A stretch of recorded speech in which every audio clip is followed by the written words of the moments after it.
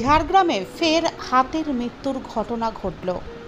ঝাড়গ্রামের নয়াগ্রামের বড়ঝড়িয়া বড়শোল এলাকায় রহস্যজনকভাবে ধান জমির কাছ থেকে উদ্ধার হলো একটি মৃত হাতি।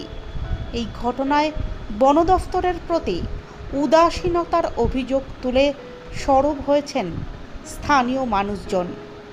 জানা গিয়েছে, ওই যে আমরা শুনছি যে হাতি এসেছে, হাতির পাল এসেছে, কিন্তু আমরা বলতে পারছি না কোথায় আছে।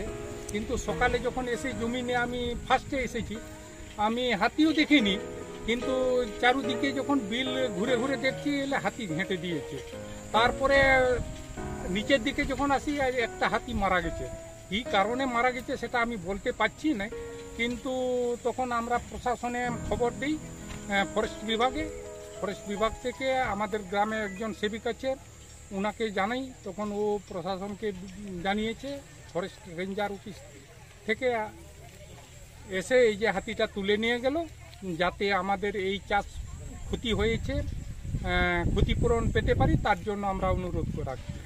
হাতি কতগুলো আছে মনে হয়? হাতি 50-70টা মতো হবে।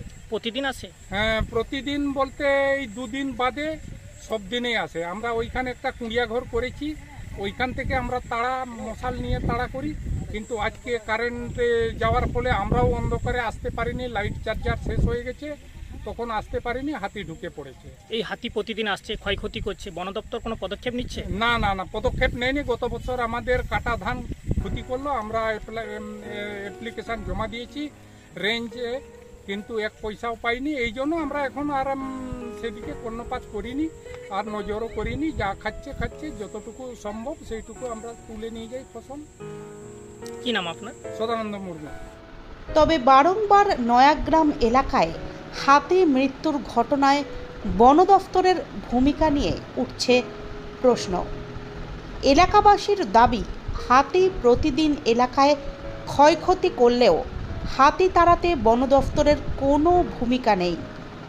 গ্রামবাসীদের হাতি তাড়ানোর কোনো সামগ্রী দেওয়া হয় না।